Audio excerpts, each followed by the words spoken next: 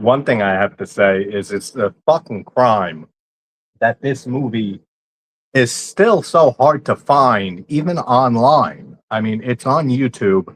It's uploaded on YouTube for free. That's the only place I could find this film. It's not streaming anywhere. You can't rent it on Prime, nothing. So, I mean, that's a shame, and that has to be changed as soon as possible. What's up, Joe? What's up, Ginger? Congrats, man, on the 500,000 views. That's unbelievable. Good for you, man. All right, so the I always want to say the rise of Leslie Vernon before I say behind the mask. Behind the mask, the rise of Leslie Vernon from 2006. I'm surprised that everyone involved with this movie didn't go on to do much more in the horror genre or in general, because the director, Scott Glosserman, I don't really think he did much else. Same with uh, Nathan Basil, the star of this movie, who I am going to have on an interview tomorrow, as well as the screenwriter, David Stiev. I think that's it. I'll find out that shit, how to pronounce it, before tomorrow. But the two of them I'm going to have on tomorrow, talk all about this movie, because we are getting a sequel finally. Behind the Mask 2, The Return of Leslie Vernon, which I can't wait for. But it's been a while since I watched this movie. So it's on YouTube. I'm streaming off my phone. So, I mean, if somebody can grab the link off YouTube and throw it in the chat if people want to watch along. What's up, Russell? What's up, Anthony? I hate streaming on my phone, but it's better just in every way, technically. So, on the technical side and camera side. So, it works. Are you going for an internship program, Ant? Good for you, buddy. But yeah, I think there might be two versions on YouTube, which is even more of a crime that it's nowhere else. But I love this movie. I've loved it since it came out, and I love seeing that it became more and more beloved with horror fans, with slasher nuts, as the years have gone on. Because 20 years, I can't believe this movie's 20 years old. You guys all know I'm a huge slasher fan. That's my bread and butter. That's what started me in horror. And the way that this movie is like a half mockumentary deconstructing how the iconic slashers like Michael and Jason and all the greats, how they operate if they were real life people. And we get Leslie Vernon showing a documentary crew how he sets up, the whole setting for where his massacre is going to go down, how he cuts trees or pre-cuts them so that they'll break, how he leaves like certain items around, the way he manipulates the environments. Everything is so well written in this movie. It's a lot of fun. And I'm so happy we're getting a sequel. I'm so excited to talk with Nathan and David tomorrow. And let's watch this movie. So anyone who wants to watch along, I'm going to do a countdown and we'll talk all about it. But good to see you, Russ, and everybody else. Oh, Subway, what's up, man? How's it going, Brian? Yeah, Blair Witch 2, man. It's my favorite. It's not even a bad movie for me. That's my favorite film in that franchise. Blair Witch 2. Never liked the original at all. But all right, cool. We're gonna do a countdown. 3, 2, 1, go. Which there's no captions because it's on YouTube illegally, so gotta lower it to a volume I can hear it. And it's the Anchor Bay release. I'm sure they're not happy about that either. But Nathan Basil's performance in this movie, unbelievable. He does such a great job. The whole movie rests on him and the way that he sells how insane he is, but how brilliant he is at the same time. And more importantly, how obsessed with he looks at this serial killing and stuff like a career, like it's his profession. So the way he looks at it and explains it like it's his job, like it really is his profession. And he's so enthusiastic about it. All of that is so good in this. He does such a great job. Where were we up? I hate how hard it is to see comments on the phone.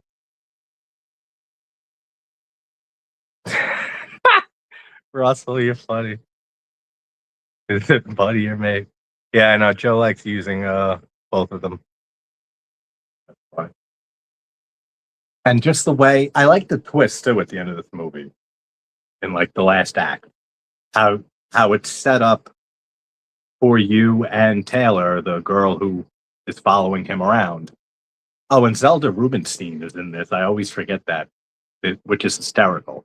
But she plays a very small role. And now I forgot where I was going. Oh yeah, how near the end of it in the third act, it's all set up for you to think that Kelly, this girl here, is Leslie Vernon's target. And then in the end, you get the twist that it's been Taylor the entire time, and that you get the slight reveal halfway through that Kelly's not really a virgin. And you find out because the final girl always has to be a virgin, right? The survivor girl, which I'm pretty sure they use survivor girl in this one, right? I don't think he uses the term final girl, which I know Keith would appreciate for a vote, as he is a big proponent for survivor girl versus final girl.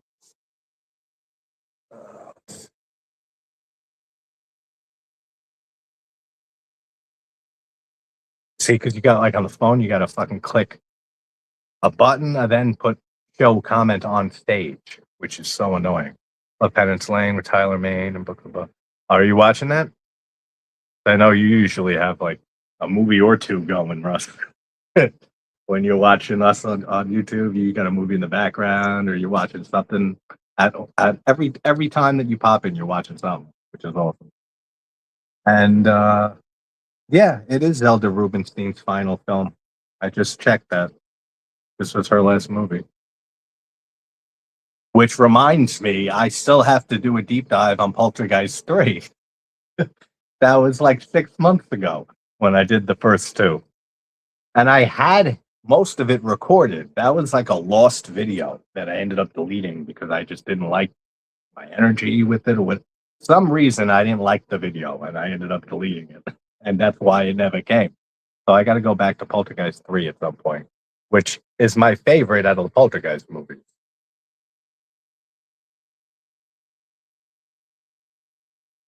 Yeah, The Town That Dreaded Sundown.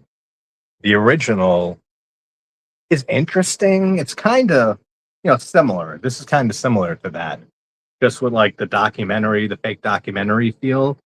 I can see the parallels for sure. But the remake of The Town That Dreaded Sundown, I really like that movie. I like the remake better than the original. And I love how where Leslie Vernon is from here. It's Glen Echo, Maryland, right? That even gets a call, a shout out in Hatchet 2. I'm pretty sure it's the second movie when they're all sitting there with Reverend Zombie, with God bless him and rest his soul, Tony Todd, the legend. When he's giving his whole speech to all the people he wants to bring out to hunt for Victor Crowley in the swamp. One of the guys says, "Oh, what is he like a Jason? Like there's a legend of this guy called Leslie Vernon, and he's from Glen Echo," and he straight name drops him. Love that. You can tell that Adam Green is a big fan of this movie, so I'm sure he's going to be excited to see the sequel as well. Nice at the end of the trombone kill. Oh yeah, yeah, yeah. That's actually a very interesting kill. You don't see shit like that often. It's like the football from Graduation Day with the spike on it, or it's like a fencing sword through a football, something like that. It's football. It's a football and it's fucking spiky. That's all that matters. And the guy gets it thrown at him and impales him. That's an interesting kill in a very forgettable slasher. I really don't care for Graduation Day much. I did a video on it years ago. Christopher George is a highlight of that. Does does he look like Dexter to anybody else? Nathan Basil? He always reminded me a bit of Michael C. Hall. Michael Hall. What is it Michael C. Hall? Or am I thinking of what's his name from Breakfast Club? No, no, yeah, it's Michael Hall. Dexter. I'll go with that. He looks like a little bit like Dexter to me. Even the way he dresses a bit in this. And just how enthusiastic he is about explaining everything, regarding his profession of murdering people and being a serial killer. And I forget the actress who plays her, Taylor, the main chick. I think she was in not Full House, Home Alone. She was one of Kevin McAllister's sisters, right? I have no idea what the actress's name is, but she does a good job in this too. She reminds me of Alicia Witt a little bit. That rhymed. But like Alicia Witt from Urban Legend. Very reminiscent here. They remind me of each other. The remake 2024 is on YouTube. So I'm gonna watch it later. Okay, the remake. Nice, nice. Yeah, you always find the good movies on YouTube, and they have a lot of ones on here that shouldn't it shouldn't be up, but they let them up because it's all about ads and the revenue nowadays. Nowadays, they don't care most of the time unless the company, the studio that holds the copyright, really gives them shit and says no, like, take this down. But for the most part, that's why you see so many old movies that are uploaded, and it's years that have gone by because now at this point, YouTube makes a ton of money from ad revenue from people watching it. It's a full movie, so people are going to watch the entire thing. So it's guaranteed money. So that's why you see a lot of shit with copyright, like able to just be the way it is and let it go. But yet for smaller channels, like Ginger, you would appreciate this. They crack down on a lot more. And then, of course, we have Robert Englund in this, who plays kind of like the Dr. Loomis of this movie. He's trying to catch Leslie Vernon before he, kills Kelly, or seemingly Kelly, pulls off his whole massacre, and he knows the evil in him. And then we have, what's his name? I always forget his name, this actor, who played, what's his name on The Walking Dead? I can't think of his name on that either. Not Dale, that's the other guy. Who had the farm. I gotta look his name up now. I'm driving it up. Scott something, I want to say. Scott Wilson. That's it. Scott Wilson from The Walking Dead. Herschel. That's it. I had to look that up too. It's been forever since I've watched that show. And like, I love how interested Taylor is throughout the whole first half of the movie or so. You could tell she's hesitant. She doesn't fully even believe he's a serial killer for a while. And then as it progresses and shit's really starting to go down, or about to start to go down, twisted them together, she starts freaking out and starts having moral dilemmas, and we can't just sit here and let this happen. And he even takes her outside of the house, Leslie, because he sees that look on her and says, you got that look on you that we can't just sit here forever, look, and let this happen in front of us. Love our YouTube Kelly app. Yeah, Russ, you usually always watch on your TV, right? Oh, Storm Warning. I haven't seen that movie in forever. Yeah, the Aussie film. That's a decent movie, from what I remember. Welcome back, Joe. Can't wait for Toy Story 5. I haven't watched one of those movies since, I don't know, since the second movie came out when I was a kid, maybe. I never saw 3, never saw 4. Don't have an interest to see 5. But I could see the appeal for fans. Just the way he's working out too, and showing how he has to really keep in shape, and all the cardio he does, and just how excited he is to do this. And again, you could see Taylor being real excited too, and the camera crew too. Or two, I think it's 2 guys, right, that are with her. They're all into it at first. And then they start realizing, yeah, this is actually going to happen. All these people are actually going to die.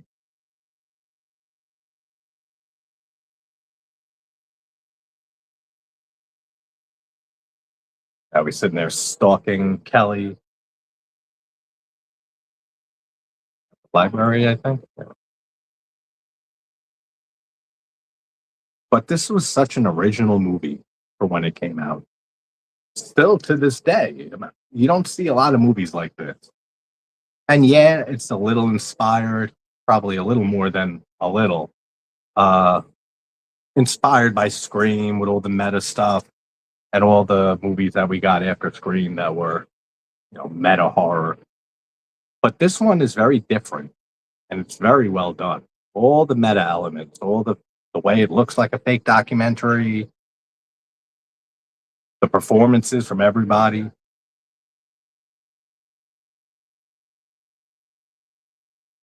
Yeah, I'm excited for what they will do with the sequel. But I have no idea what direction they'll go with it.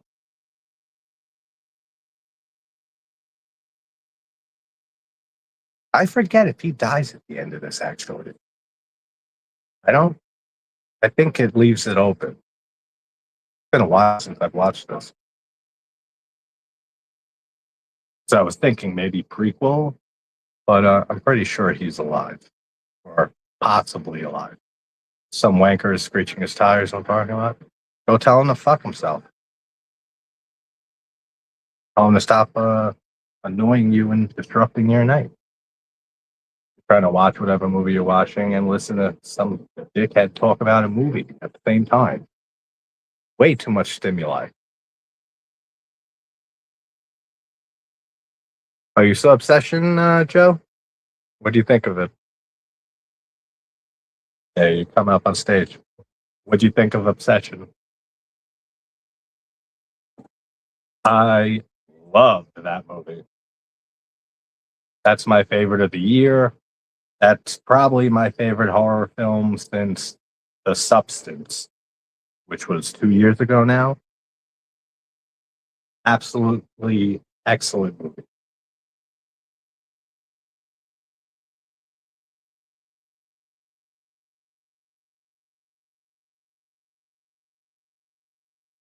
See again, like how excited he is. The way he's just like moving his hands, you're rubbing them together, like, all right, what we're gonna do. And they're like spying on Kelly. Go here, we're gonna follow her. And he's so excited, he's so into it. He did such a good job, Nathan, acting in this. Which is why it blows my mind why you didn't see him in anything else really. I don't think he did more than a few other movies. And they weren't I don't think they were horror movies.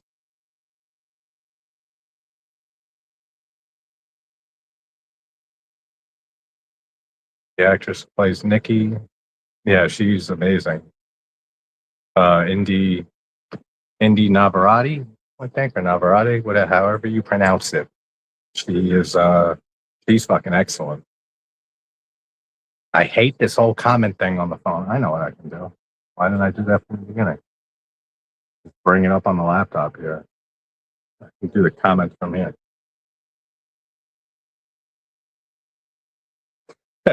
Yeah, the fishing line that he ties to what the hell is that? I wasn't looking. But he ties a fishing line to something in order to pull it and stuff. Every manipulation that he explains in this movie and makes sense of all the slasher tropes. That's where the movie excels.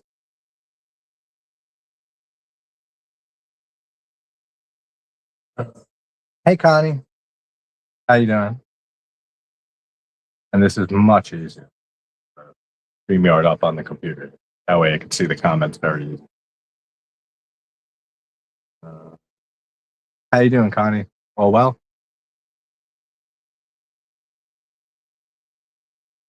You changed your profile picture, Joe? I can't see it from here, but I will check it out. What is it? Cannot complain, Connie. See how much quicker responses between comments? Yeah, I use the phone though because the camera is just better than on my laptop because it has this bullshit auto enhance, like AI or auto enhancements that you can't disable. So you have to like get another camera to bypass that, which I have, but I haven't fucked around with them much. So it's easier to just do it on the phone. But it's not good for comment. Now we got it. Now we got a two system thing going on. If you want a timestamp, Connie, let me know. It's on YouTube for free.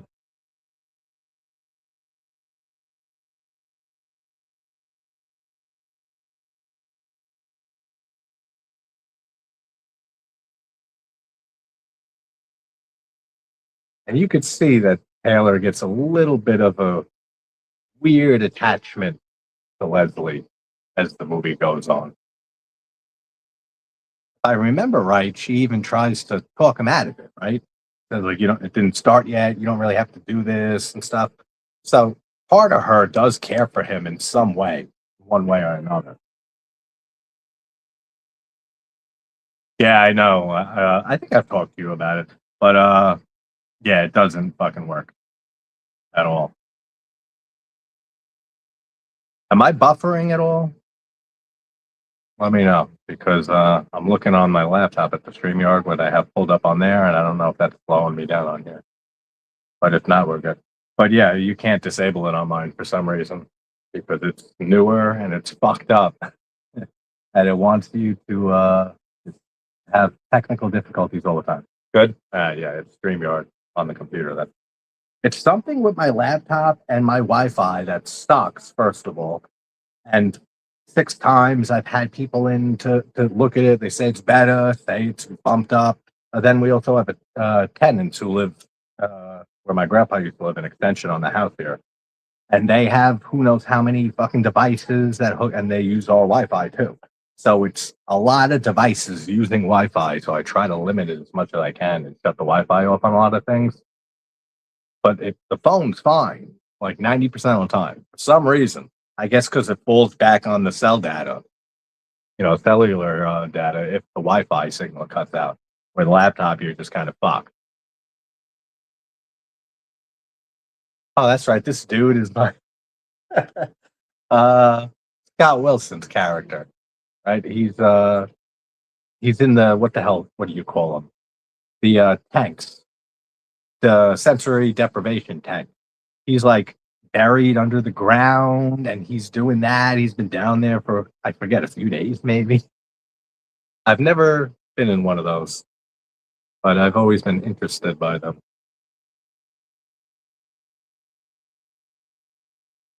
And his wife here too. I forget the actress who plays her, but she's a familiar face. I've seen her in another thing or two.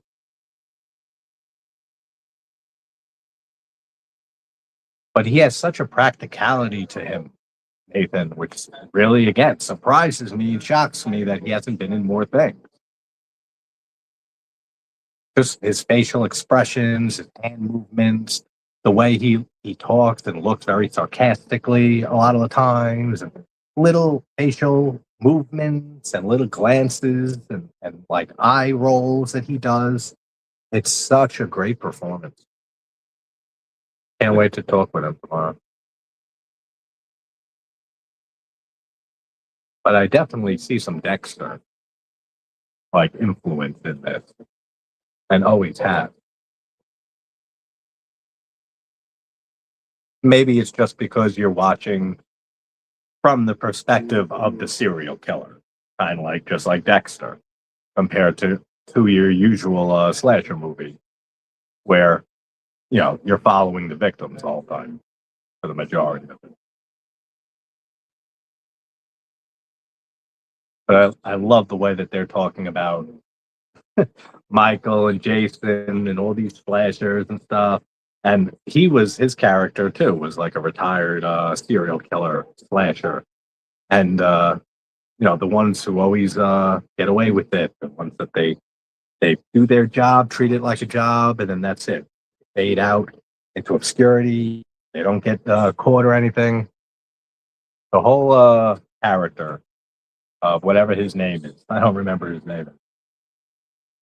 His friend here. Let me see, what's his name? Eugene. That's it. Eugene's whole character is great.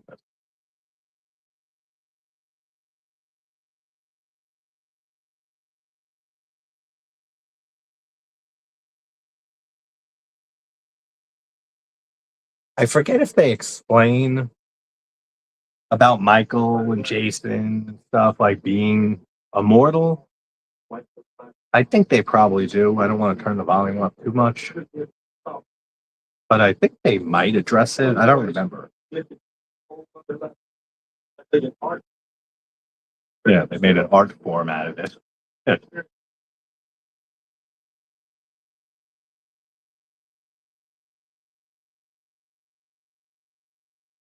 Oh, I got a sign made. Jason, I sent you a picture of it when they fucked it up, and it was the wrong spelling with the extra S.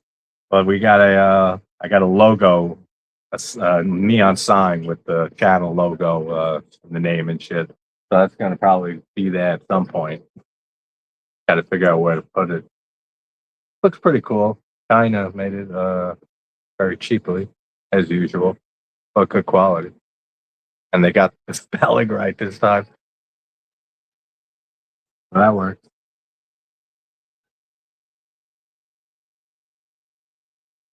She never got into it really, Joe, my daughter. I don't know if she's ever seen any of the Toy Story movies, actually.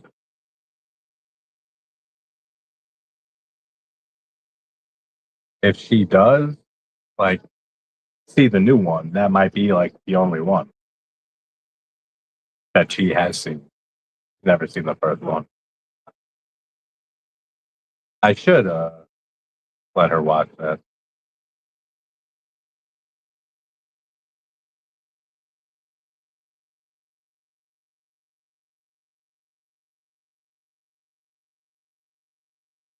Just how they have every little detail covered. How there's always some type of explanation for every little slasher trope.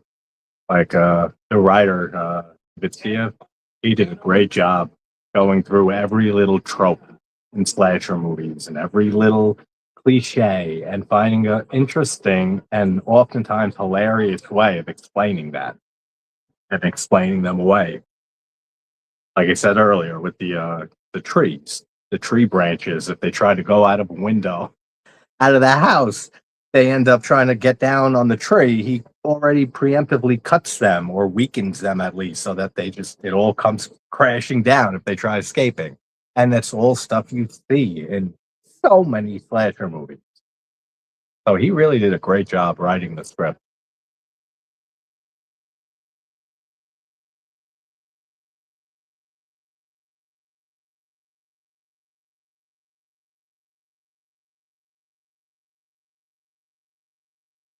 Oh shit, Connie, I just saw your message. Sorry. Timestamp is 24, about 25 minutes right now. Just went to 25.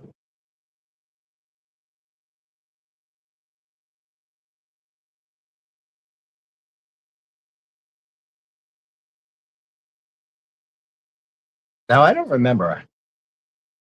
Has Leslie done this before? Like, I mean, has he done like a big event, like mass killing like this? He has, right? But he's trying to like cement his whole legend, like himself as like a slasher icon. And he even has a whole backstory and mythology like built around him. But I'm not sure how many times he's done this before these events of the movie. where he tries to, kill Taylor here in the end. I don't think they ever really go into that. I severely doubt it was his first time, like doing a mass killing like that. But I wonder how many times he has done it. Probably enough times to feel comfortable enough to let people film him, talking about all of this and confessing to everything he's done in the past, everything he's conspiring to do in the future. He has a lot of faith. But then that also is really well handled. And it makes sense because in the end, when you find out that she was the victim, the target the entire time, it makes sense that any of that footage, the documentary they're making, wasn't going to get out because his plan was to kill them all and kill her. But that's a lot of faith. Having a whole elaborate plan that nothing goes wrong and that you don't get caught on camera like committing a bunch of crimes and admitting to a whole bunch of crimes and conspiring to commit a whole bunch of crimes. So a lot of faith on his part.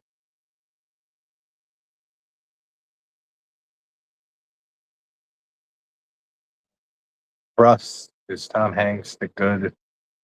Russ is Tom Hanks. I'm reading your comment, Jeff. Yeah, Tom Hanks in Castaway. It's great. Wilson.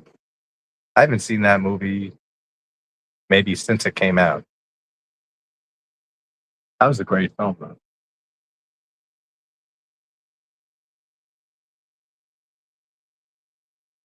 That's right. Zelda Rubinstein plays the librarian here.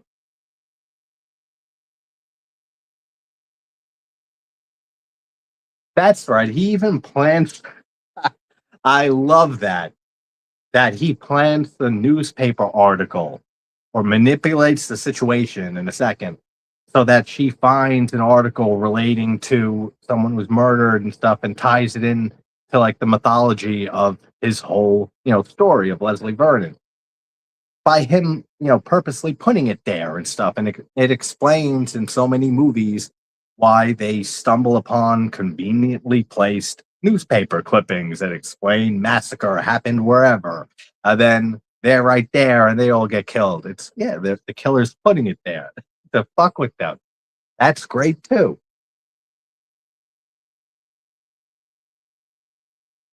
And I really like the directing and the camera work in the fake mockumentary look, but even like this, how they're looking at her through the slits, like the shelves on the in the library. And they're looking, putting the camera through the shelves so they can look and see Kelly. Good camera work. There's Zelda Rubinstein's voice. There's nobody that sounds like her, sounded like her. Caroline. I can't do her. I think I did that in the Poltergeist video way back. Tried doing her voice and then just failed miserably. The Glen Echo Press.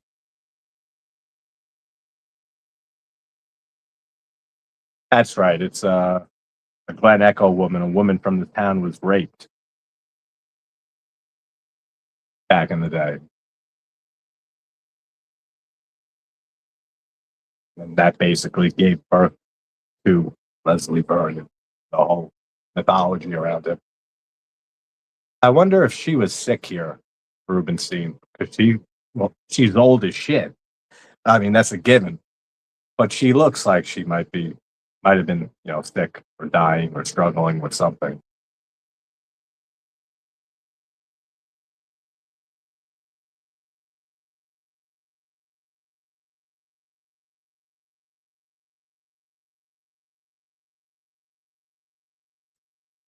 This is like where you get like the most amount of exposition on like the background of Leslie, which I can't hear a lot of because I got to keep the volume down.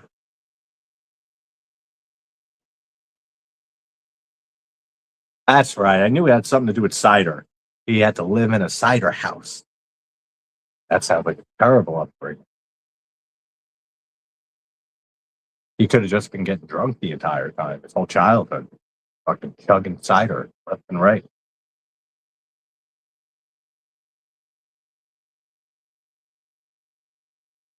How was Wild Hogs, Joe?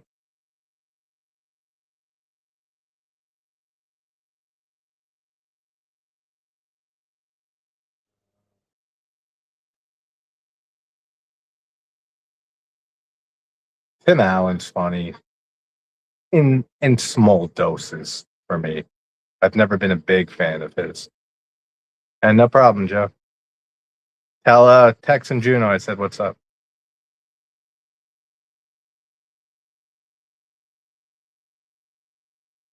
Now I gotta find out, like, if she was sick. Zelda Rubinstein filming it. No, maybe not. Her death was 2010. She died, and this was 2006. Unless she had some type of cancer or something. I don't know what she died from. How did she die? Yeah, these are the things I think about when watching movies. How did Zelda Rubinstein die? And was she dying in this movie filming it? Uh, she had a heart attack. All right, so she never recovered from a mild heart attack she had months earlier, and it left her patient in Los Angeles in a hospital. So she had pre-existing conditions that she was dealing with for years, and unfortunately, they began to overtake her. Oh, that's sad. I mean, she had one hell of a filmography. I don't know these first two, but then Poltergeist, 16 Candles, Poltergeist 2, Anguish, Poltergeist 3, Teen Witch, Guilty as Charged, National Lampoon's Last Resort, Time Master, Lover's Knot, Little Witches, Witchcraft, Cages, and yeah, this was her last movie. But there is a posthumous release, which her final film role is. It's credited as her final film role, Strange Matters, which there is no information on at all. So,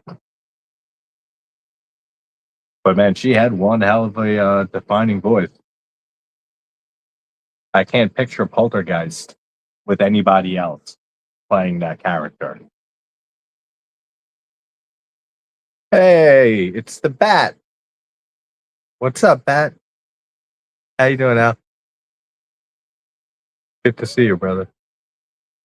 We got to do something soon, man. We got to do a stream or a watch along or something. Maybe we do a.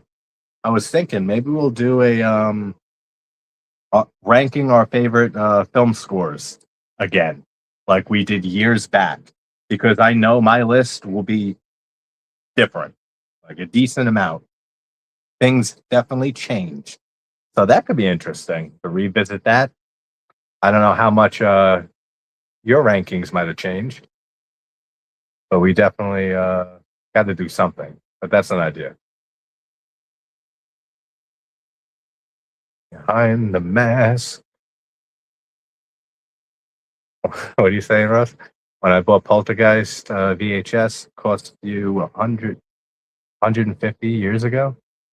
I don't know what that means. When I bought Poltergeist VHS, cost us 150 years ago.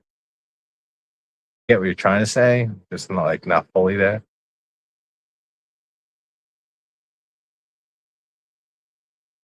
Yeah, it fluctuates. Yeah, same thing. And there's been a handful of movies that have made the list or pushed, other ones out of the top 10 in the last 4 years or so of doing the channel. So it would be interesting to go back and do that. Yeah, definitely, man. It has been way too long. How do you feel about this movie, Al? I know you're probably a fan of this. And we got Robert Englund on screen now.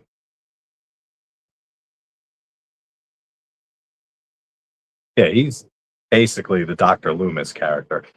His name is Halloran in this, right? Like Dick Halloran from The Shining. That's a nice little wink, wink, nudge, nudge, little homage.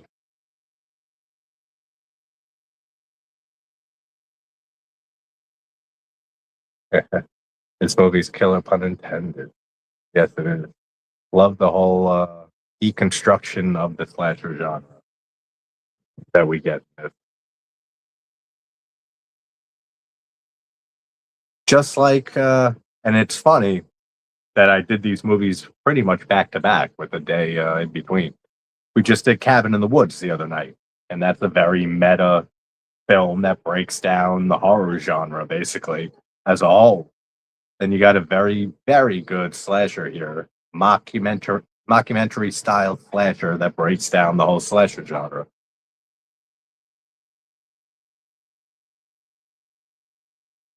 If anybody has any specific questions for either Nathan, who plays Leslie, or the screenwriter, David Stiev, get a hold of me, send them to me, let me know, and I'll bring them up tomorrow.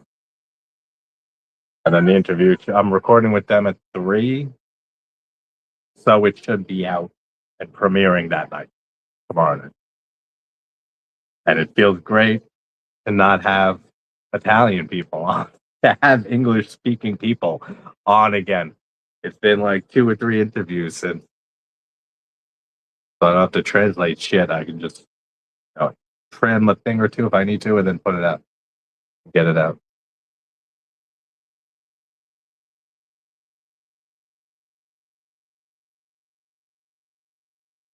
Yeah, she really does remind me of Alicia Witt, especially in Urban Legend. Taylor, the main chick in this. Same face, different colored hair, but same type of hair almost. Yeah, I hope he is. I think that's why they did a Kickstarter, basically to or whatever fund they got going to raise money, not to make the movie, they're already doing that, but to, up the production and the budget and things that they can do and probably guests that they can get. I would imagine Robert would come back. I mean, I forget how this ends. It's been a while since I watched it. That's why I wanted to do this tonight, is like a pregame, before talking with them tomorrow. But I'm pretty. Does he die? Robert Englund's character, Halloran? I think he does, but maybe he doesn't. Or maybe there's a way they can bring him back. Yeah, it's going to be a lot of fun talking with them. Then I got to start fucking getting my ass moving on translating the Sergio Martino interview and the Ernesto Gastaldi 35 minutes I'm sitting on. I put one episode out of that, of him talking about Mario Bava and Antonio Margheriti, which is how I'm going to do the rest of the Gastaldi stuff. There was a lot of tech issues on his end. He's 91 years old. Bless him. He's like right up against the camera and shit because he's reading on his phone. His StreamYard didn't work for him. I had the last minute Facebook screen record my phone on a Facebook Messenger call. So like it was like, damn, how do I salvage this? And I came up with, I'll just throw his narration and his answers over clips of the movies and put subtitles. So there's one episode out that's just a few minutes. But I want to get to Martino and get that out in full before I, really go crazy with the Gastaldi stuff. It ain't going nowhere.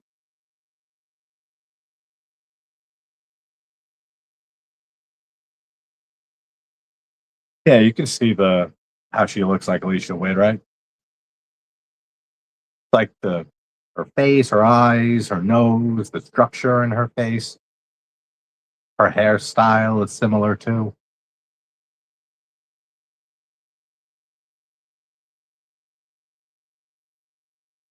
What was I thinking of? I don't remember. Is that, yeah, right? I mentioned that early on when I said I don't remember her being in anything else, and I couldn't remember her name, the actress. But I said I'm pretty sure she was one of the sisters of Kevin in Home Alone, right? Is that who she was? One of the sisters? Because yeah, I did remember that. I did know that. I don't know the actress's name though. And it's a crime that every person basically involved with this movie, except for Anglin and Scott Wilson. Is it Wilson? I already forgot his name. I always forget that guy's name. Yeah, it is Wilson.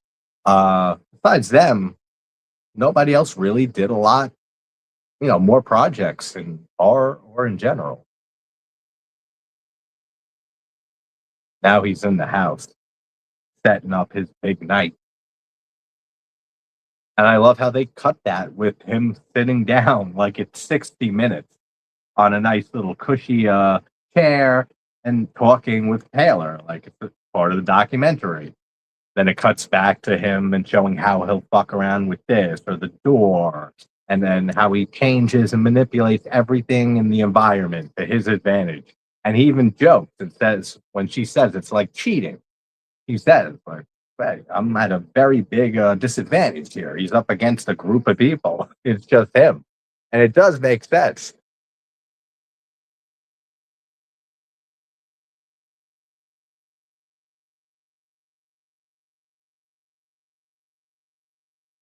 Yeah, the See No Evil movies with Kane, those are interesting. I don't remember the first one much, but the See No Evil 2, I like that one. That has what's her name? Catherine Isabel in it, who I adore. So just that alone, having her in that. I've watched that one definitely more times than the first one. And the Soska sisters directed too, right? Pretty sure, yeah.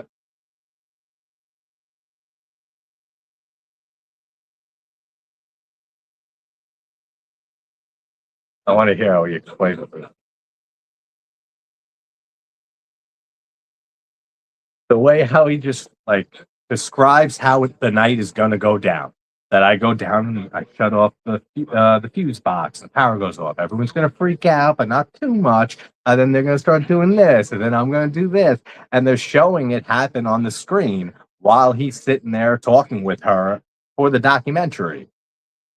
Great writing. I really, really love the writing and the script of this movie.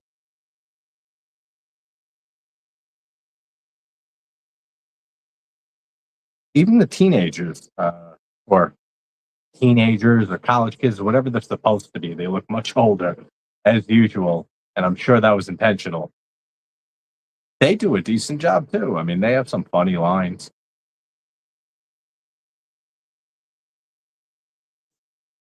His cue to split them up is when one of the girls goes to blow her boyfriend. That's one of the cues. And I love the look of him in killer mode. His mask, that blue mask with the creepy face, the hair, and his little fucking stickle. All of that. The design of him is great. What a cool look of a killer.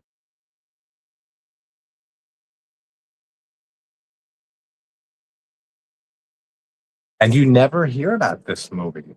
It's so sad. You don't hear about this movie often at all. I mean, it has gotten more love over the years, but still nowhere near what it should be and the love it should get deserved.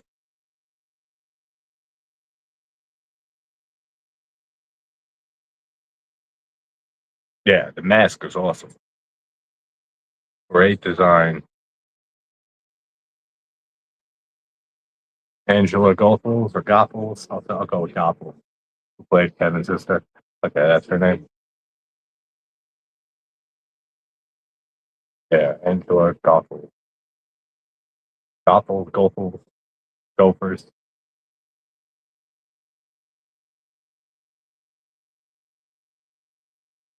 Oh, that's right. Him talking about how Kelly will reach for a phallic item to fight back with against him in their like final, standoff, and that it's highly poetic and it all makes sense, and that It's just something that she instinctively will reach for, and it'll be a phallic symbol, and it's like taking his manhood in her hands and weaponizing it against him. That whole speech is fucking great. I love the way he delivers all of that.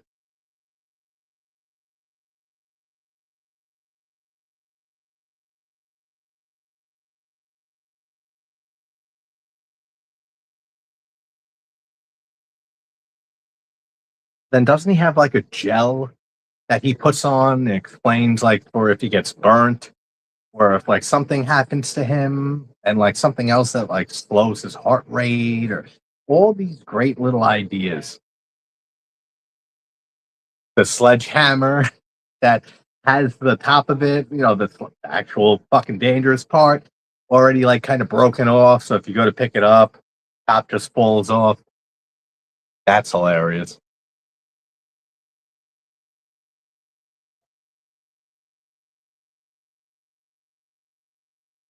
Him clocking the exits from the windows.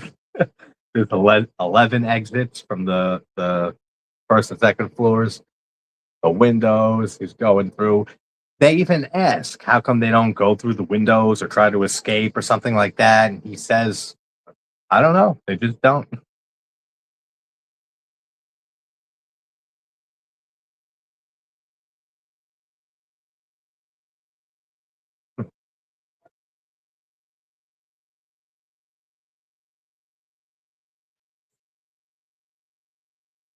Yeah, this is when he's talking about the branches. That's fucking genius.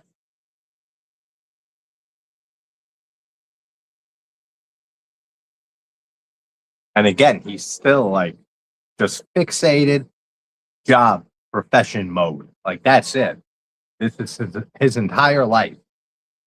This is his actual career, and he takes it fucking seriously.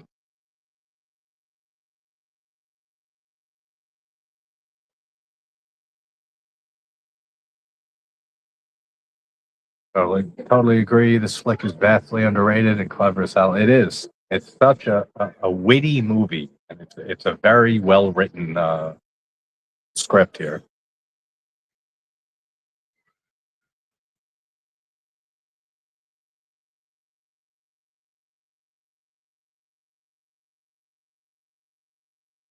Speed 1 and 2 are gory good fun. Have the OG on DVD, and both films are on YouTube.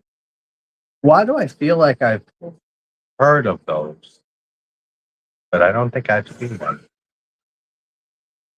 Speed 1 and 2. I've heard of Speed. I don't think I've ever seen them.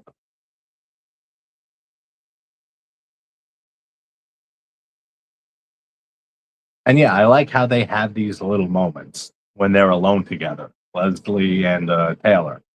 And like I said, it's almost like it's not like she's falling for him because he's a fucking maniac and serial killer, and she knows it.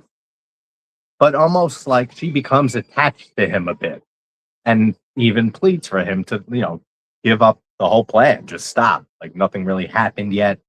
I like that whole dynamic there between the two of them.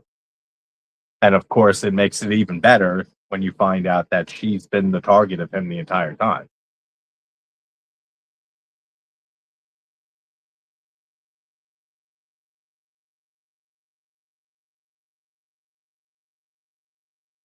Oh, Yui Mall, the Seed movies that he was talking about? Possibly. I know I've heard of them. I definitely haven't seen them. The Snow Woman that I just watched the other night and put a review up this morning. That was a very, very good movie. Great old Japanese horror movie with a lot of great atmosphere, great performances, excellent cinematography. I mean, it's a gorgeous fucking movie. Just like Quedan from 64, that has a segment of the Snow Woman, and then this was like the feature length, fleshed out version of that segment. And it's also just an old classic Japanese ghost story, the Yukiona, but very good movie, The Snow Woman from 1968. Check that out, guys, if you're a Japanese horror fan. And it's not, it's light on the horror. It's more eerie and all about the atmosphere, all about the visuals and the performances and the story. Like it's a little tragic love story as well. So it's not like a straight up horror movie like a lot of those 50s and 60s Japanese movies were. They weren't straight horror films, but they get thrown into horror often.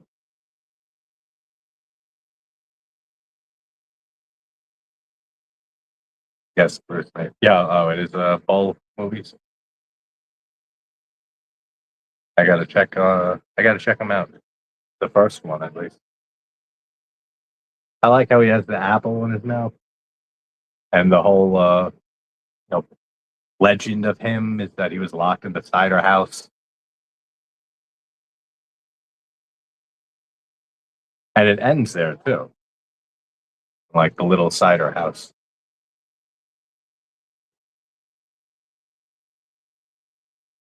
The way he not breaks character, but the way he laughs at certain things that you would be extremely fucking on alert and just, careful if you heard somebody joking about the shit that he jokes about now and then. He has great comedic timing too.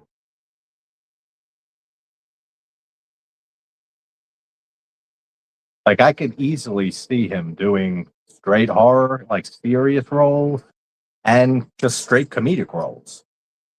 He displayed one hell of a range just in this movie with this one character. Is that what's her name? No. Okay, no, it's not. For a second, I thought the wife of Eugene here was somebody else.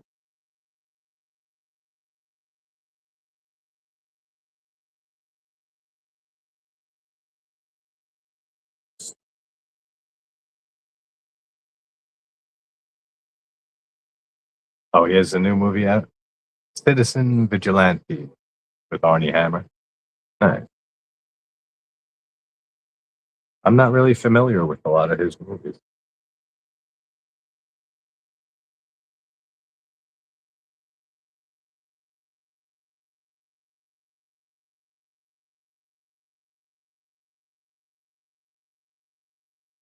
The fact that this wife of Eugene here kept his secret all these years and also keeps Leslie's secret, and she's fine with them being career serial killers and being maniacs, and she's like the nicest person ever. Same with Eugene, both of them. They're so nice to Taylor and the camera crew and everything. You would not think that that guy Eugene was some crazy serial killer in his heyday.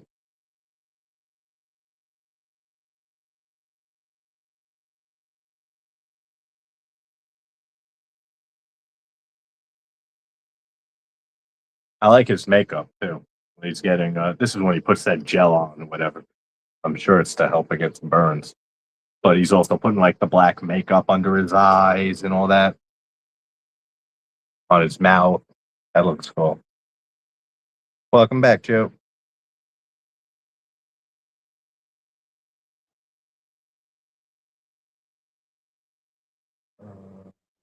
They are making a Dead by Daylight Blumhouse horror movie. Oh, really? I never liked that game. I tried a few times. I own it too on Xbox and a lot of add-ons for it because I tried a few times getting into it. I don't think I played more than 10 rounds of that game. Just the whole gameplay loop does not work for me at all. The Friday the 13th game, despite all its glitches and its issues galore, that's a lot of fun. That game was so much fun. The whole gameplay loop of that game was much better for me than anything with Dead by Daylight. They just swap out killers, just keep adding killers to the same fucking game loop. That doesn't really work for me. but I can see them making a movie. I'm surprised they haven't made one already at this point. And yeah, I heard that Art's going to be in the game. I mean, anybody could have seen that one coming. He's gotten so big. There's a lot of stuff too going on with the Terrifier franchise. With I think Damian Leone's getting sued from a few people, something like that, for work practices.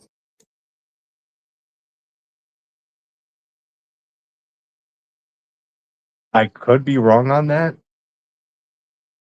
So allegedly, if I got the details wrong, but there is some turbulence in that franchise,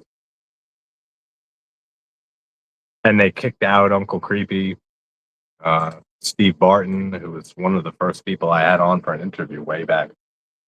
I credit him and have thanked him for being pretty much the guest that got me into doing interviews, where I kind of stopped. I had like a few of the independent filmmakers and stuff.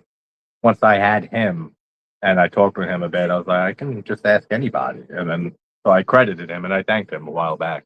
So thanks for being like the catalyst, guest that kicked all that off. He's a great guy and he put everything on the line for Terrifier. And they fucked him royally. They stabbed him in the back, like cut him out. He got like nothing compared to what he deserves. So there's I don't want to say bad blood, but noticeable. The relationships have been strained heavily. And yeah, Terrifier 4. I don't know when it's coming out. I mean, I'm excited for it too. I love all the other ones for all their different reasons. Some have some have strengths that the others don't. Others have weaknesses the others don't. But I do like all three Terrifier movies. I've done videos on all three. Russell Vigilante 1983 was a badass film. William Lustig. Yeah, class of 84. I love William Lustig. He's made a lot of great movies. Maniac Cop, Maniac, um, Uncle Sam. That's not a great. It's fun. I mean, I was looking through like some old videos, like from the beginning of the channel, like the first year or so, the other day or earlier in the week, and I saw that I did a video on Uncle Sam, and it got me thinking about that movie. And I said, I should check that out again sometime because I didn't care for it like much at all. But I like that you have Isaac Hayes in that movie, and he sounds just like Chef from South Park. And I think that was maybe one of his last movies or posthumous role. I think it might have been posthumous. Or no, it wasn't because he didn't die for a while. I don't know why I thought that, but it's something to do with his performance in that movie. That's like a standout. Maybe it is. Now I got to look it up. Um,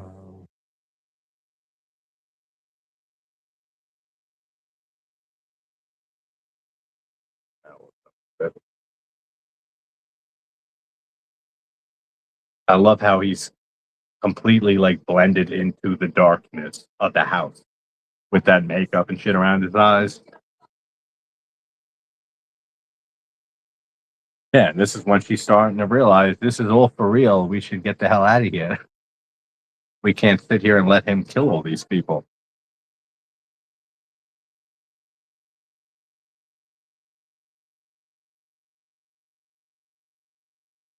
Yeah, the look on your face of we can't stand here and let this happen.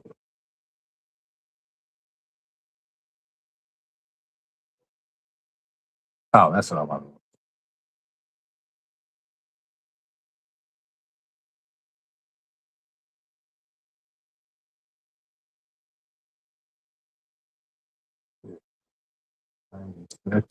Well, it was 96.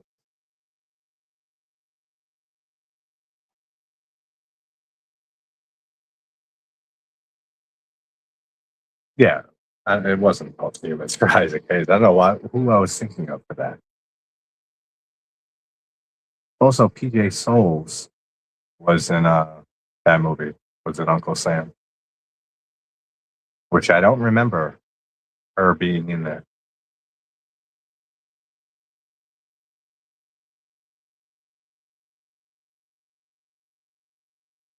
Actually, it has a decent cast compared to what I remember. Uncle Sam, Bo Hopkins is also in it. Isaac Hayes, and Tremco, um, PJ Soul, Richard Cummings Jr., Robert Forster. That's right, he's in it too. Yeah, decent cast for a pretty decent, crappy movie.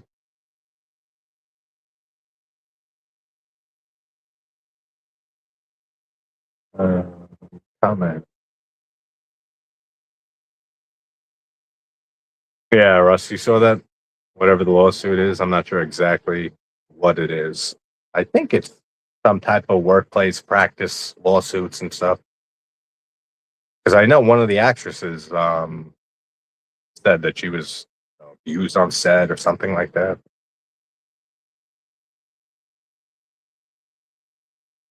Well, sounds like we're definitely getting GTA 6 before we get Terrifier 4. It's one of the few times you could say you're getting GTA 6 before fucking anything. It's almost been so long that I'm not that excited for GTA 6. I'm really like, I'll play the shit out of it when it comes out. I haven't really played any video games in a few months. I was playing Fallout 4 the other day. That was the first time in months that I threw something on. And I got very mad because I was playing on my Xbox because it had all the mods. Because you can mod Fallout 4 on Xbox. You can't as much on PlayStation. And all my saves are on Xbox. So I threw on Fallout 4. I would load my save with who knows how many hours back then I sunk into it. And all like half the mods aren't active anymore. So the save wouldn't really load correctly and then just flat out crash. So I think that whole save file's gone. Unless there's a way I could fix that. But first time I played a game in a while.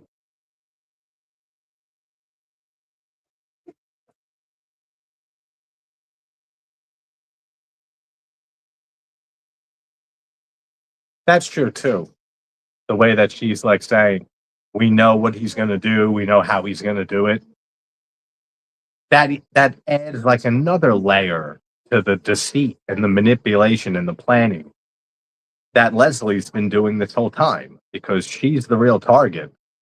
So he's been selectively leaving out bits of information or saying certain things that might not be true to make her think it's true so that he can pull off his plan and get her in the end. There's a lot of layers to this movie. And you almost never get such cleverly written movies like this nowadays.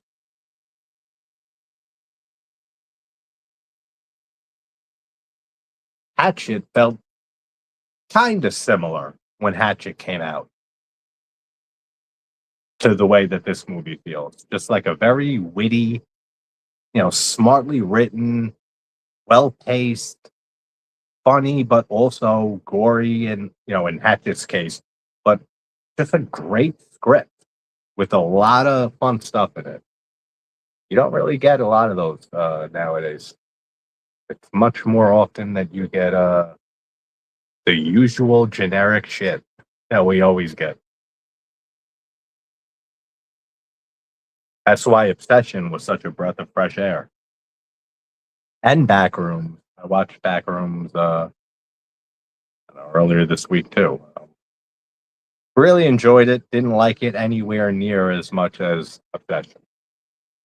But I'm glad that that movie's getting a lot of praise too and doing very well.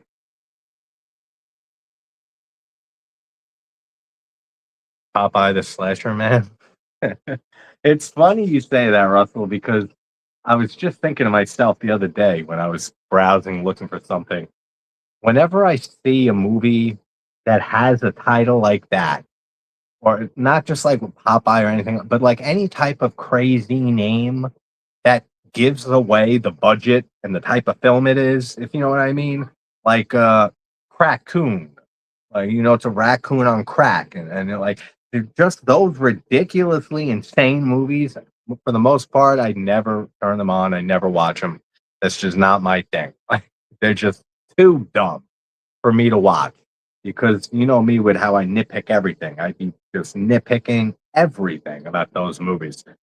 Movies that are that low budget and that ridiculous and just crazy concepts. That's why you never hear me talking the Sharknado movies or any type of films on that level and that type of just insanity.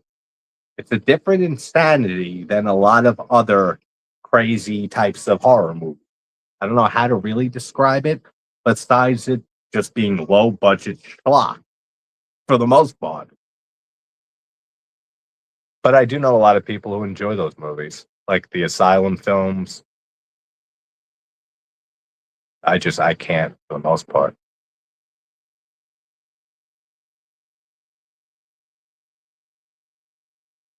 What are you saying, Jeff?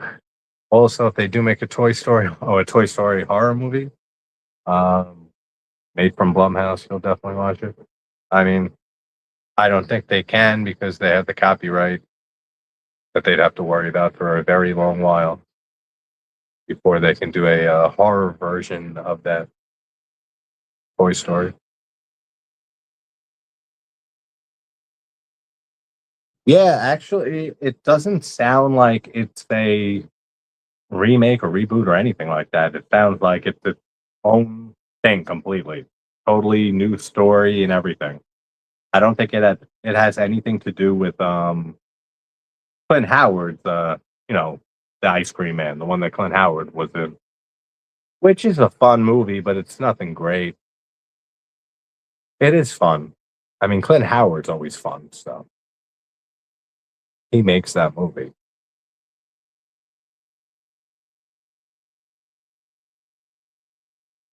Oh yeah, I mean, I know they're dumb. We all know they're dumb.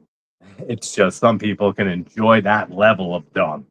Others, like myself, I just can't. Like, I just don't voluntarily go to that level of stupid when it comes to movies. Often, I do every now and then, but not often.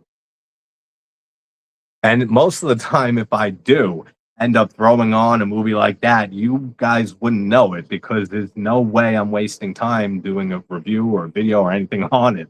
So you wouldn't even really know if I did throw on a movie of that level. Unless it's one that was, really bad but still fun that I can enjoy it and I wanted to talk about it.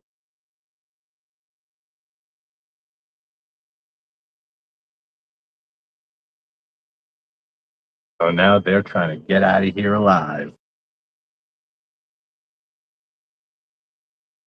I'm actually excited and curious to see exactly how this ends because I don't fully remember if they leave it open that he's alive still. Pretty sure they do. Doesn't he disappear from the cider house in the back on the farm or whatever? Something like that, I feel like, is how it ends.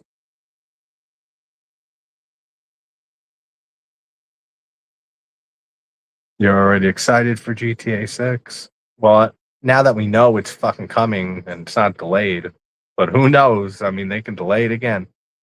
They've done it enough times.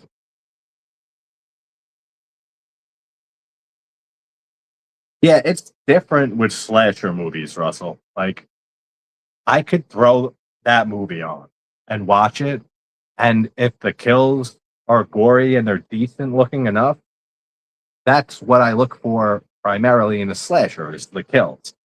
So I could throw those type of slashers on much more, you know, not frequently, but I can throw them on much more easily than any other real genre of horror with those same type of ridiculous fucking premises and all that.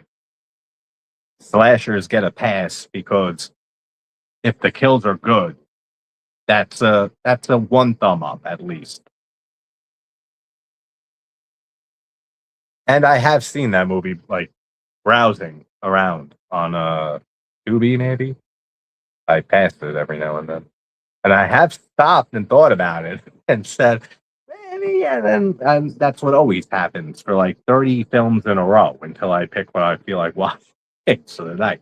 But like, all right, yeah, maybe this movie. And then like, nah, I'm not in the mood for that. And maybe this movie. And then I'll throw it on and it'll actually start playing. And then 2, 3, 5 minutes. No, I'm not in the mood for this. And then I put something on. And then after about a half hour or so, I finally settle on something to watch. It's even harder with picking movies to do videos on nowadays. I'll just be sitting there looking on streaming service, looking everywhere. This one, maybe no, forever. Yeah, you're dumb, Russ. We're all dumb for loving those stupid movies. So no amiable Karen for you. Yeah, no. Of course, no is the answer. You know the answer is no, Jason. You didn't even have to ask that. Never would I waste my time watching that. It's just one of those things. The title alone instantly makes me go nope. Like that's why they tend to be those kind of movies. Those low budget, just C grade fucking cheap movies and absurd movies. The title is the biggest deterrent for me most of the time. I see, Amityville Karen, and I say, no way. Am I wasting my precious life watching that? But then again, I'll watch fucking half a dozen cannibal movies, and then half of them were awful, and some of the worst movies I've seen in a while.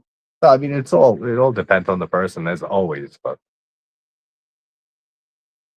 those are just ones. I see a title like that, I go, no, I'm good. Yeah, I did a video on that, Joe. It was supposed to be Mickey's Mousetrap, and I remember I did a rare thing. I never do trailer reactions because I don't watch trailers, but I did like maybe 3 or 4 in the history of the whole channel, and one of them was for that bullshit. It was for Mickey's Mousetrap, and then they changed the name of the movie to just the Mousetrap. I don't know why they lost the rights to use Mickey, whatever. Came out as the Mousetrap. I did a review on that. It was awful. Absolutely terrible.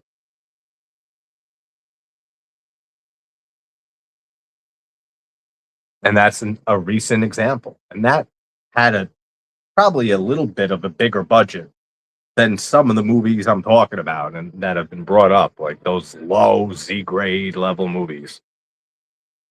Yeah, I like Talk to Me. I think it's a great movie.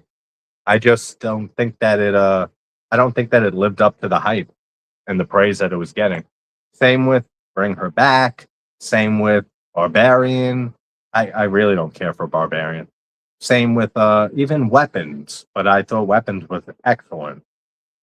It did live up mostly to the hype for that. But there's a lot of movies like that recently that get a lot of hype and praise and just they're great to excellent movies, but they still don't hit the hype that they're getting for me. And Talk to Me is one of those. But one that did is Obsession recently. So check out Obsession if any of you haven't seen it yet, because it is fucking phenomenal.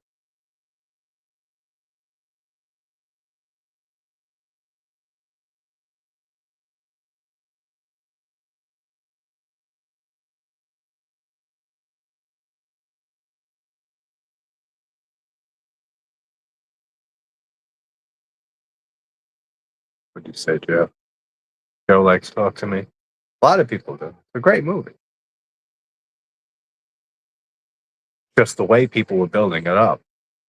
Like it was the greatest fucking masterpiece to come like in years. Like, calm down a bit. Halloween TV series has been canceled. Yeah, I heard that. We are getting a new Halloween movie 28. God damn, why? Why are we getting another fucking Halloween movie? Like, my first horror movie was Halloween. It's my third favorite movie of all time, still to this day. I'm so fucking sick of Halloween and Michael Myers and everything. Please retire that IP for a good 30 years. Maybe when I'm in my 70s, have them come back and bring back Michael, and then I'll feel nostalgic about it. I can look back 30, 40 years. Oh, yeah, that's right. I used to run a horror channel and stuff. I loved all that. Yeah, I haven't seen Michael in decades. Bring him along. We're getting him already back. It's been, what, less than 5 years or so? Around there? I forget whenever Ends was, but it was atrocious. Same with Kills. I didn't care for, and I didn't like 2018. I haven't really loved a Halloween film since Halloween 6. Or after that, H2, Rob Zombie's H2. But before that one, yeah, Halloween 6, The Curse of Michael Myers. There's some good stuff throughout all the other ones, most of them. But yeah, I haven't really cared for or had a lot of love for a Halloween movie since Halloween 6 and then H2. Yeah, I know. He always comes back, Joe. He never goes away. His ass is always back. That's his whole defining fucking trait now at this point. It's not even that he's pure evil or he has the darkest eyes, the blackest eyes. It's that he's just always comes back. He's always going to be there.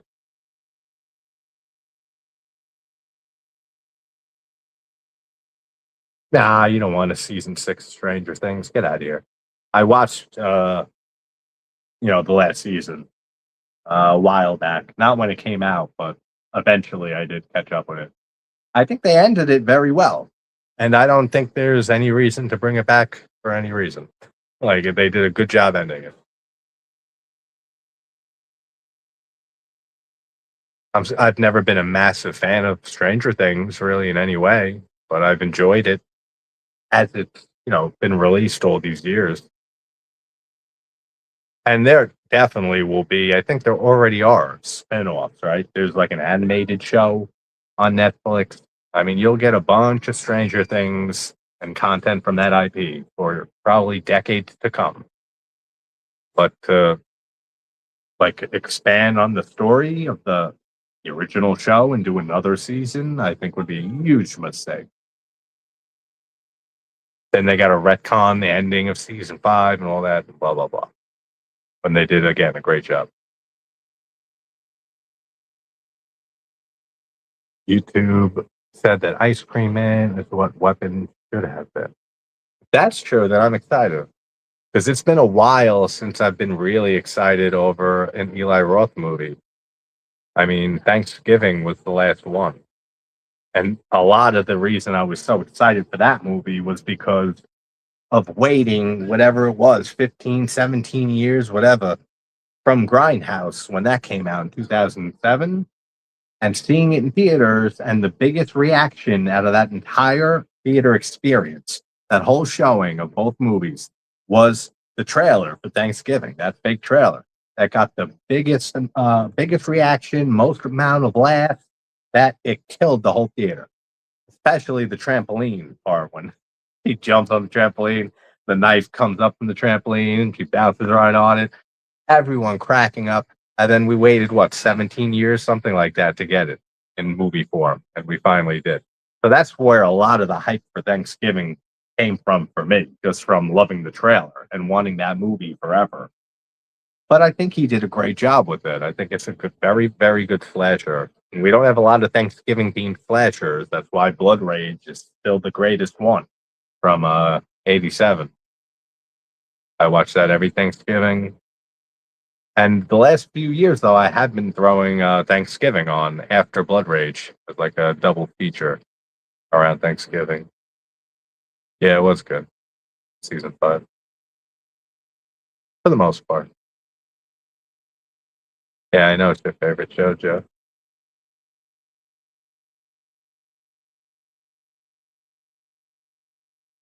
Yeah, I can see that, Russell, for sure. I mean, like I said, I never jumped fully on the bandwagon. I watched it.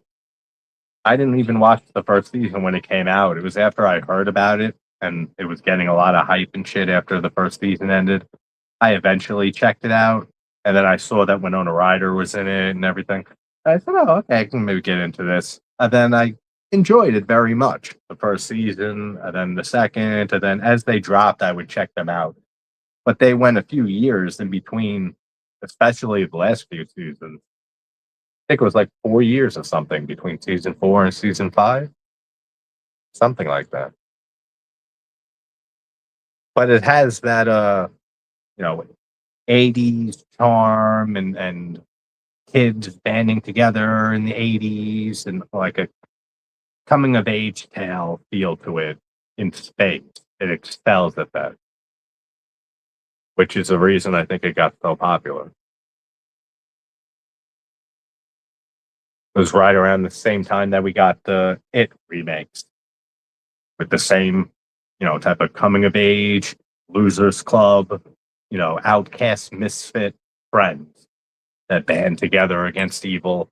I mean, it's a theme that we've, explored many, many times in the past, but they do it well. And I like the whole idea of the upside down and this other dimension. There's some good ideas in there. A decent amount of good ideas, actually.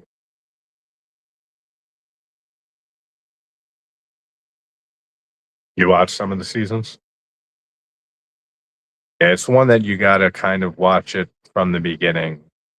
Can follow the story, from episode to episode.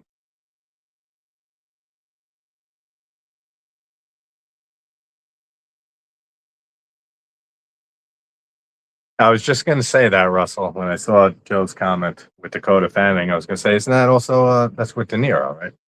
Yeah. I haven't seen that one in a long time.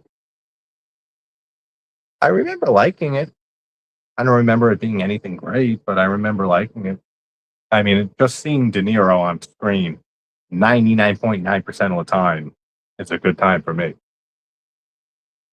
De Niro has always been one of my favorite actors.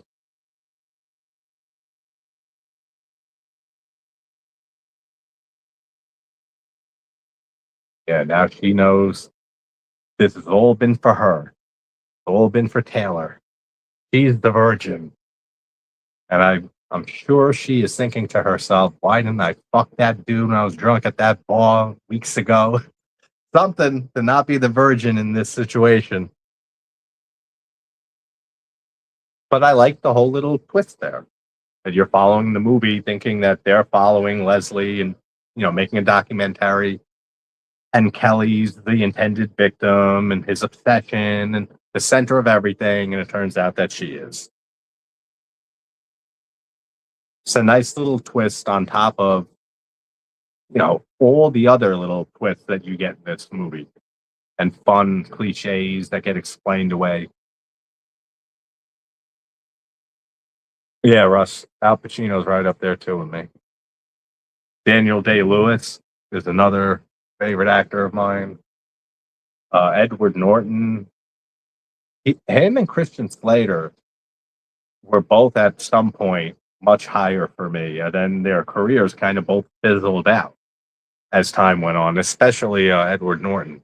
And when Edward Norton first came on, like when I was growing up, and American History X was out, and Primal Fear, his first movie with Richard Gere and Laura Linney, excellent movie by the way.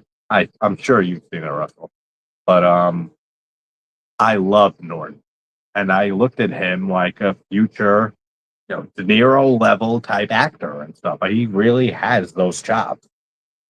And then he just kind of fizzled out over the years. Joe Pesci also, and I knew, yeah, you just said him.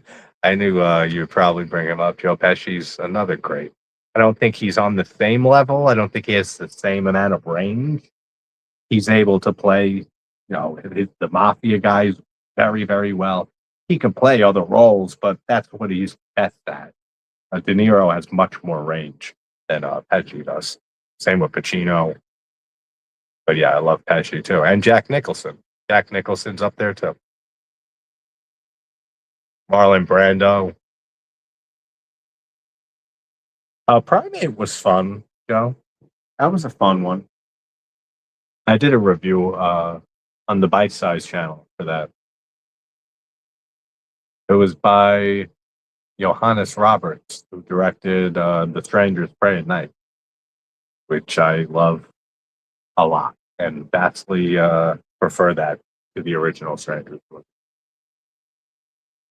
Nothing great, Primate, but it was fun. Like I had fun for most of it. I don't know. I don't know why they made him a rabid chimp. They could have just had him be, go crazy somehow. He doesn't follow what an ape with rabies would act like. Like the whole rabies thing doesn't really add anything to the story. But it was fun. Whistle was another fun one that wasn't anything great, but still fun. Yeah, the score is great. And I love that movie just not just for that, but because of having the two of them together. Yeah, the primal fear twist is excellent. A whole with him stammering and stuff throughout the whole movie, and then you find out that there was never really an Aaron and all that. I mean, his performance is great in that movie. And same with Laura Linney. That might be my favorite Laura Linney performance. Primal Fear.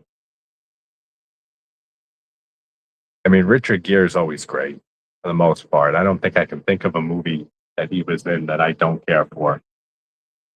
But Laura Linney, I've always loved her, and she really has the lawyer and courtroom acting down fucking pat.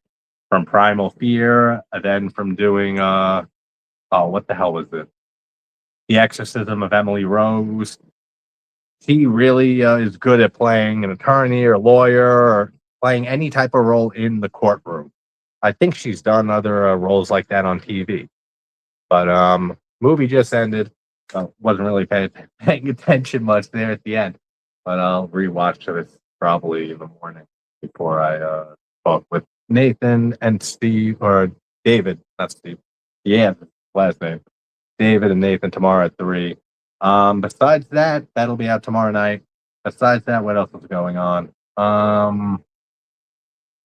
House of Wax, the remake, definitely coming.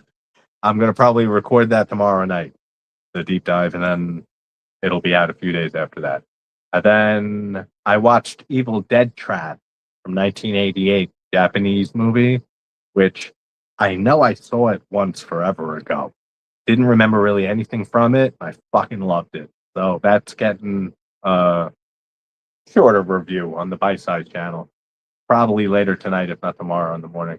And then other random stuff, whatever else comes out. That's all I got for now. But all right, guys, thanks for hanging. And Scream 8, I saw someone mention Scream 8, and I said, oh, God. Yes, it does, yo. Great comment. It needs to be, I mean, 7 should have been the last. 2 should have been the last. The first one should have been the one and only one. But I'm not going to get pulled into a Scream conversation because then I'm going to be in a very cranky mood. But then take care, everybody. Take care, Jason, Russell, everybody, Joe. Have a great night. I'll talk to you all soon.